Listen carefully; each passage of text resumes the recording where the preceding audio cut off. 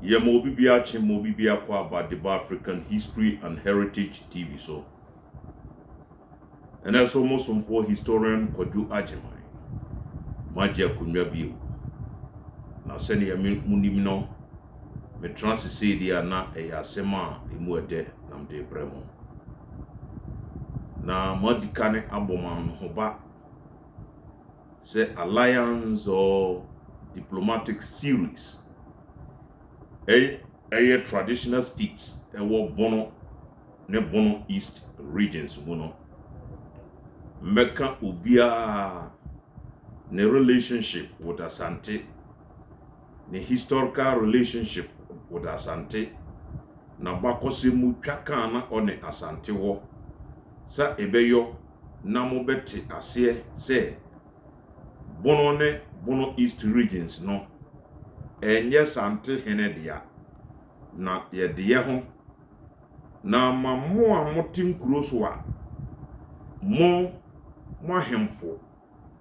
beko Asante Confederation na beko Asante Council no ba hu be gina bia nkasa na eno na be dede na wo region num no abrase yo se mo hu mu gina bre na obeko ho ohini bi beba o de menhye otumfo ase na eno e de amanson akoba na se mo hu mu gina bre sa bre ya ena mubehu kwana mbefa so a mbetutu mana mo a emma dede emma munkruso na ntokwa so mmaso enti men sebre no enemeko Sampa Almighty Sampa asa bre be ho akirebe no meko Sampa edieso na momientie me kinkai Alfred Asante and Bronx Ahafo Regions Chieftaincy Affairs compiled by Ajekum. Now we a year 1973 Committee of Inquiry government na owohono etiye se o misabisa ahemfo no twakan da bono ne ahafo ahemfo no ntam traditional state ene Asante na ba no agina so atu anamombi a esotu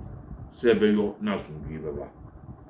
na momientie ne Sampafo ekaye Osi Nana Kwame Kwatin Adontenhine of Sampa told the committee that the people of Sampa were part of the Nafanas who migrated from Kakala in the Ivory Coast.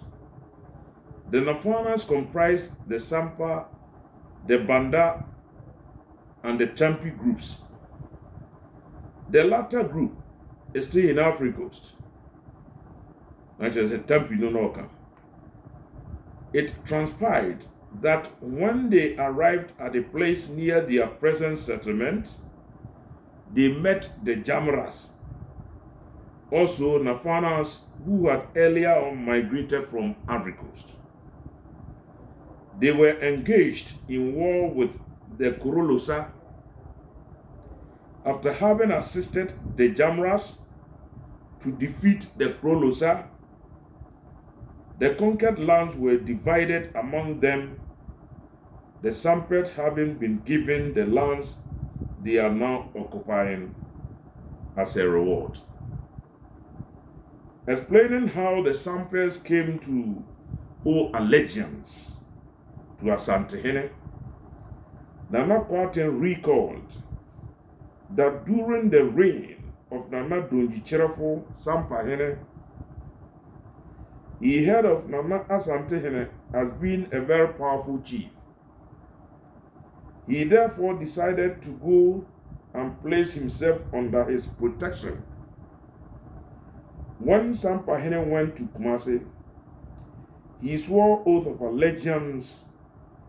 to the effect that he will always remain faithful and loyal to Otunfo. Since then, Sampa has been serving the Asantehene through Achempemene. Nana Kwatin, however, concluded that since they voluntarily submitted to Asantehene's authority, the lands they are occupying are vested in the Sampas too. and the latter does not pay any tribute to any chief. Nana Kwaiten's evidence was substantiated and supported by Nana Boakye Dankwa Akyempempene. Some performers say Abeka ne say befiri kakala a ɛwɔ Cote d'Ivoire ɛna ɛba aba bi abɛti na bɛba bɛto gyamrafoɔ ne ma bɛba bi tenaeɛ na ɛkɔba sɛ gyamrafoɔ ɛne Krolosa tribe bi ɛfrɛ bɛ Krolosa na bɛha gyamrafoɔ no adwene paa na ɛkɔba sɛ ɛsɛ bɛboa gyamrafoɔ na bɛne bɛ ɛde siani bɛboa gyamrafoɔ ma bɛde Krolosafoɔ ɛkɔɛ abakɔsɛm kyerɛ sɛ bɛtɔre Krolosafoɔ no ase koraa a nipa baako koraa nka ɛna basase a bɛte so Krolosafoɔ asase no bɛtabriɛ ne bɛfae gyamrahene ɛde babe ɛde dabase na yɛkɔbaa sɛ bɛhene bi a na yɛfrɛ ne Dongyikyerefo ɔte Santehene Opoku Anka sɛ ɔyɛ ɔhene bi a ɔdi tumi na ne ho ɛdene yie paa enti ɔyɛ sɛ ɔbɛkɔ ɛde ne ho akɔ bata no na ɔne no form a military alliance enti ɔkɔ Kumase na ɔde ho kɔ bata no sɛ ɔmmɔ ne ho bane sɛ nke sɛ atamfoɔ bi firi ba bi bɛtake Sampa ɔmɛboa no ɔmmɔ ne ho bane na ɔno soso no sɛ atamfoɔ bi efiri ba bi ɛbɛtake Asante a ɔno Sampa hene Dongyikyerefo ɔne ne dɔm bɛbɛkɔ na bakɔ boa Asante asɛm a ɔkaeɛ no na ɔka sɛ ɛkɔba saa no Sampa hene Dongyikyerefo ɛkantam oath of allegiance kyerɛ sɛ wo kantam ɛde kyerɛ Santehene sɛ obɛdi nɔkorɛ ɛde ama na ɔne na ayɛ nkofa no ɛyɛ nɔkoredie nko a na ɔka ma ne kɔwie sɛ ɛsan sɛ Asante ankoante no ankoante Sampa na Sampafoɔ ba bɛpem bɛfiri bɛpem ɛne Asante ɛkɔfa adamfoɔ nti no Sampa asase ɛyɛ Santehene dea mi susu bio nana no ka sɛ ɛsan sɛ Santehene ankoante Sampa na Sampafoɔ ba ne bɛsɔreyɛ bɛkɔɛ sɛ bɛne Santehene kɔfa adamfoɔ no wabɔ bɛho bane ɛno Sampa asase ɛnyɛ Santehene dea na Sampa asase no ɛyɛ Sampa akonwa no ɛdea ɔrɔfoɔ subscribe na share na nkɔmɔbɔ yi ɛde paa Sampafoɔ ne aho nananom ɛkato hɔ 1973 ɛna makenkan ɛde akyerɛ mo no na wahu nipa wasetram no sɛ wabakɔsɛm wansua a wote sɛ atentrehu Sampafoɔ ne atomo yi wɔfa baabi no mo ka ho bi hwɛ sɛ mo hene Dongyikyerefo ɔne ne so a ne ho kɔɛ Asante akoakye do na ɔka sɛ ɔbɛfa nadamfoɔ ɛyɛ nnɔboa o atamfoɔ bi bɛto hyɛ mo so Asantehene mɛboa mo ɔno so bi bɛto hyɛ ne so a mbɛkɔ akɔboa no mo mo ka sɛ mobakɔsɛm kyerɛ sɛ moko de boa Asante Fante wɔ Germanfoɔ ne Asante ko nso Sampafoɔ mokɔ supporti Asante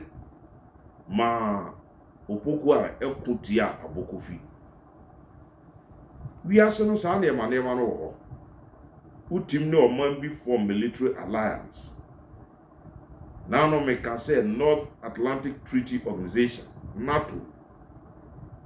a military alliance, a Europe for never can come home boom say. Obedient to qua ebe fro Europe amanaman no baako a aka be nyina. Esese be nyina be koye mmoa na be ko. Eboa obi a oka sa ku no. Sa ne ma no ewuwi ase. Eno ne ne friend international diplomacy, foreign affairs, foreign relations. Utim do ho ko bata oman bi se beyo na wo ho kire wa oman no betwitwa ate wo sikasemu ne nyina amanaman yeye. Nti foreign affairs, foreign relations, international diplomacy no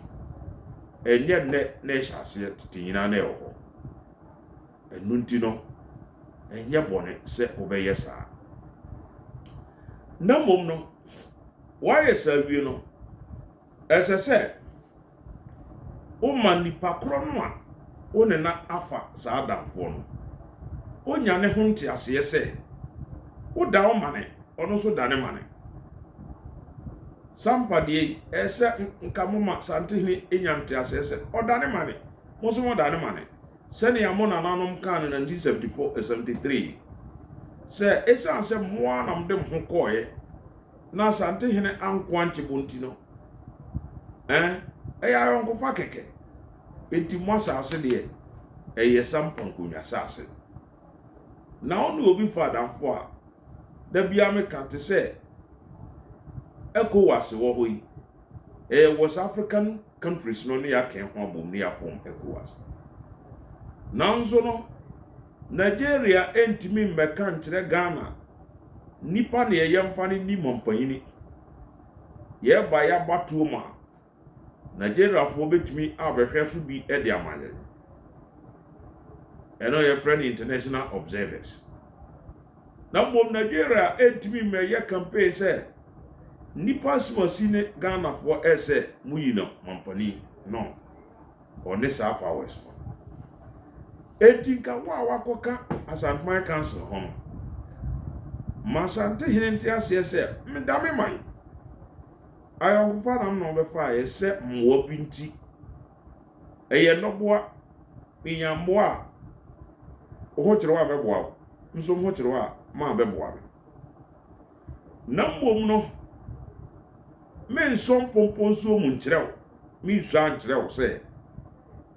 mi wurade wo kina ofre ma anopa awi ameba no ofa bia damfo na wura no dabi efise se okosom pomponso mu sei afnam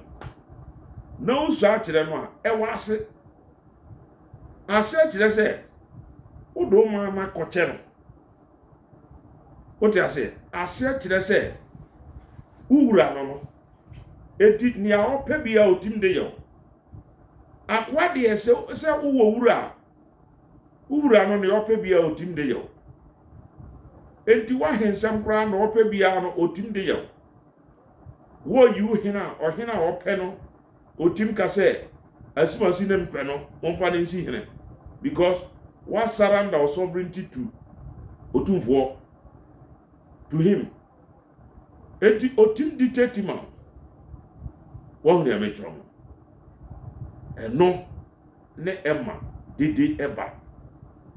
bono ne bono east nkomyasem ho enti sampa dede a aba mu nkomyasem ho ewase wa hu ne ametro ewase eyemu fo ba bi no eyemu na mo ye mistake ewom se through santehene ne recommendation na munya aman hene dia but eya yonko fa etinka mu nkomyasem no baaye no a mo de ko manhia nka mo nko ka se ye wurade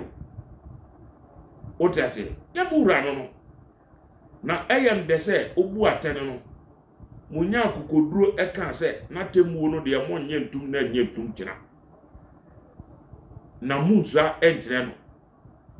enti ne ono wakoso ahwa akire no onye sampani mo nananom pasem abaka atwo jese sampa asase ye ne de enye otufo de ba ne beka yo I'm repeating it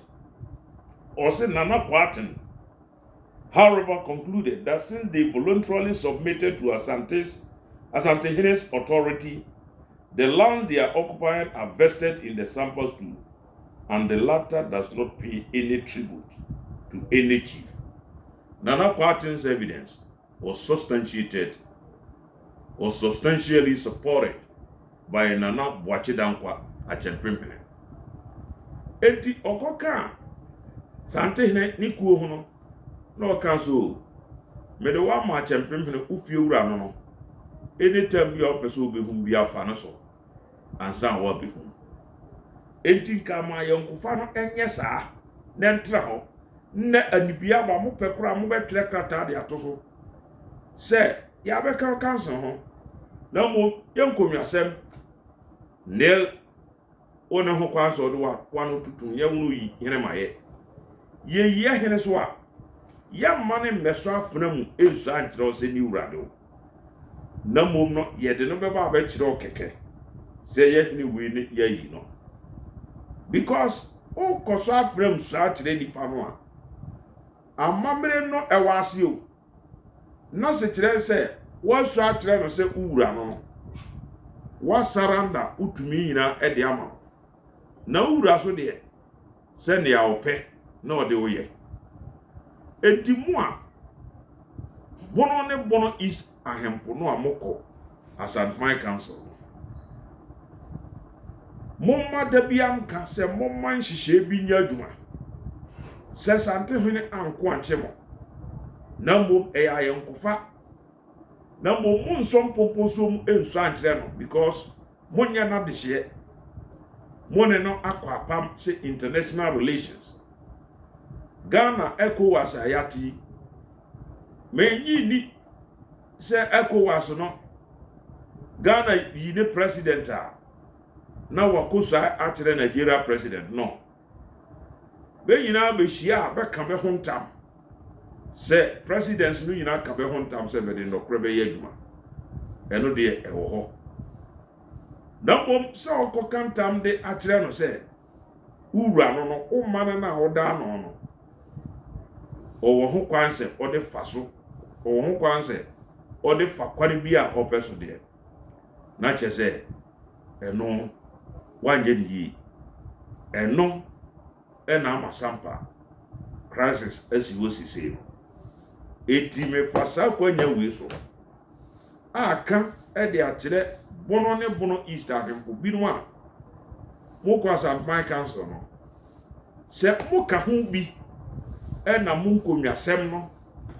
problem ba ho no because mo ba kosem kyere se Santehene anko anchemo ni kuo no mo de mo pe no koka ho o de o pe koka ho a mane ntia se o nhye na se e ya yonkofa enti se mo man no muyi mo hena mo do ba be kyere no na mo nso afenam ensu ankyere no se o frɛ kyena ye beba o frɛ adeche ye beba no mo yesa wasaranda o sovereignty no enti kyena bi mo nkonwiasem na ode na no tutum mo nsa asesem na ode na no tutum gold bi be pie hot ode mo man percentage ene ne kro ne ba o hene na o te ase a obekọ obeyesa ade no e bia 20-30 years na wawu ana mpanimfo a one be course apam wawu ohemfo fro ne mpanimfo foforo aba bre ede ase apam ni dabi yente ase na eno so akoyi mu abebrese na eno akoyi mu abebrese mo hu babia mo problem ewo mo hu babia mo de mo man no eko enti netofa bom ne se sampa fo kire se be de bepe ene eko joine Asantehene ana Asante Confederacy under Opokuwa one quantity ba be de bepe enti no basase enye Santehene de ba ne ba kan page 41 nyamenem ka sheba no sampa fo mu tie me mabakosem ene no now yentu aso page 42 also Nana Kramo the 11th Akomuhene of Japekrom told the committee that his ancestors with their leader, Nana Kwadwo Tachi, Jaamaihene, migrated from Akwamu and first settled at Esunja near Asantewamso. During their travels, they stopped over at Sontreso near Kumasi, then at Abampredase, from where they moved to Abesim. Jape Krumfo, Be Jamanfo, Bene Domanfo, ne Dreamfo, Nina, Be Basem, Eye Bako. Be Tresse, Be Flokom, Be Setre, Esunja Asantewamso, Abesim, Abampredase, Nebeko Setre, Mposu. Mposu no ena bepa yini baako ye friend na Kosi Amoah ono be chichiri Jape Krom. According to Nana Kramo, Jape Krom has never owed allegiance to any chief apart from Jaamaihene. However, before the Yasantua War, they were briefly placed under Drobohene. This allegiance, however, no longer exists. They all can say Jape Krom hene or no unsanchira or hene biada apart from Jaamaihene. How tear duana kunyaswa. Akuyano wo Cote d'Ivoire. Na mre tie mino after Yasantua War no broni nhihye e de be ko share drobo hinase. Na saa bre 1973 no ana okasa no de. Enya de a odaso ehye drobo hene ase. Enti na Jape Krom history no. Jape Krom amyate ase se ni wura ne Jaamaihene. Ni nua ne doma hene dwenem hene suma hene be yina be nipa baako. Enti ni wura ne Jaamaihene. Na onhye hene bi ase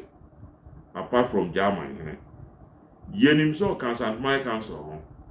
Na no de eyekuo ena wakodon according to statement on ananumber kan hai. Eyekuo ena wakodon. Na eyekuo na wakodon dia. Na kire se Sante hene enyura enti Jape Krom nsase eye Jaamaihene dia enye Sante hene dia netofabom eno no yenkoso ye komiam Krom edwenim o say the Jase hene of Dwenim Nana Kwaku Dapaah II as the representative of Dwenem hene Nana Kofi Tachi II told the committee that as a result of a dispute between the Queen Mother and some of her elders, civil war broke out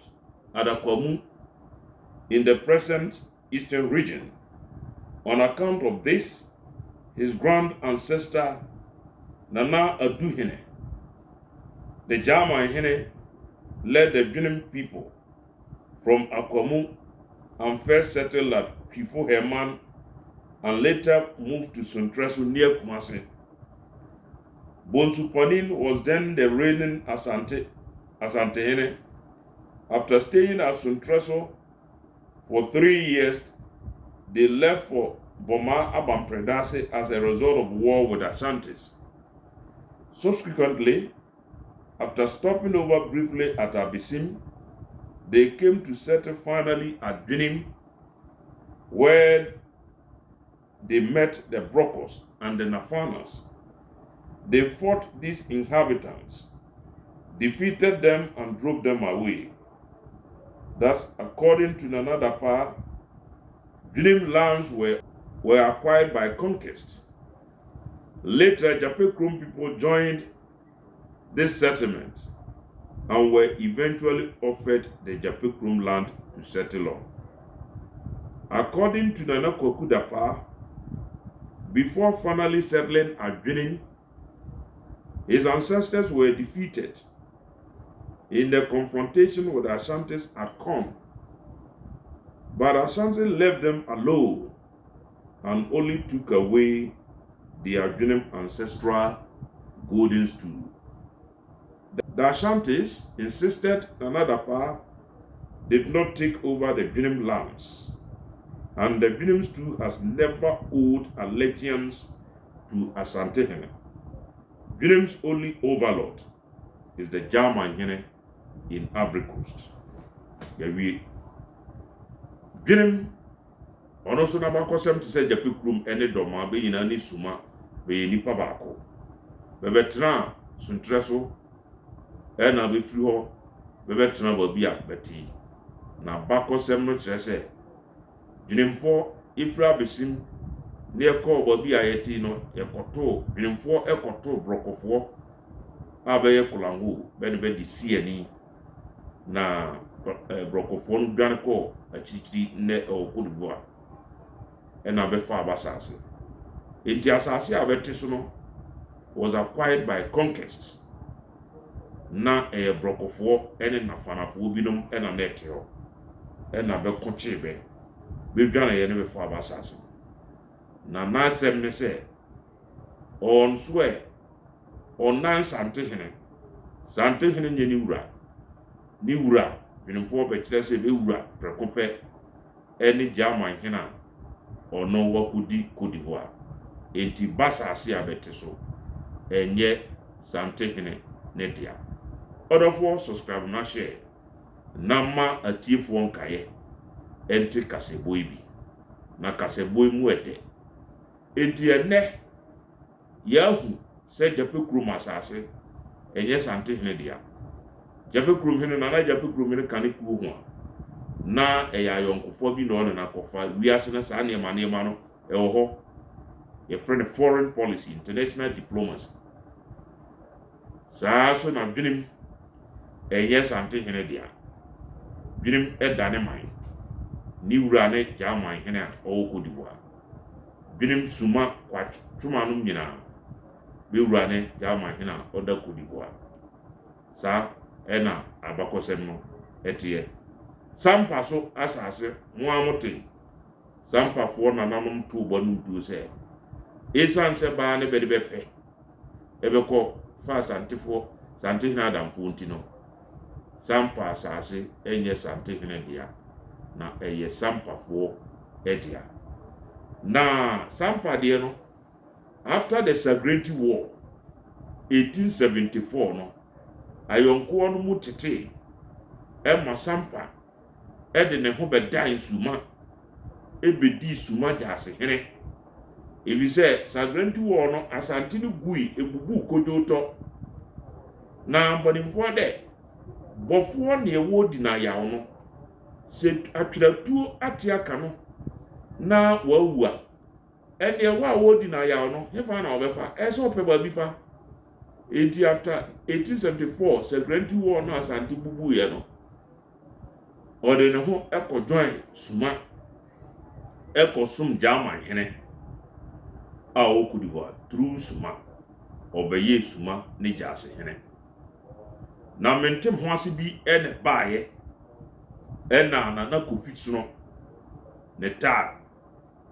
na ope man hene na mentem ho ase baaye na uyifa ho eko asante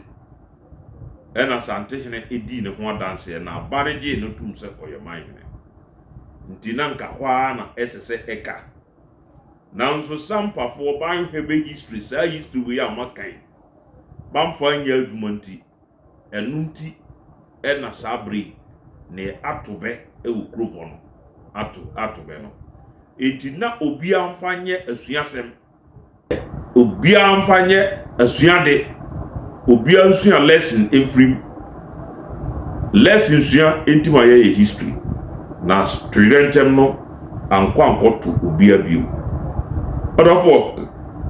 odofo subscribe na share na mo atiefo nkaye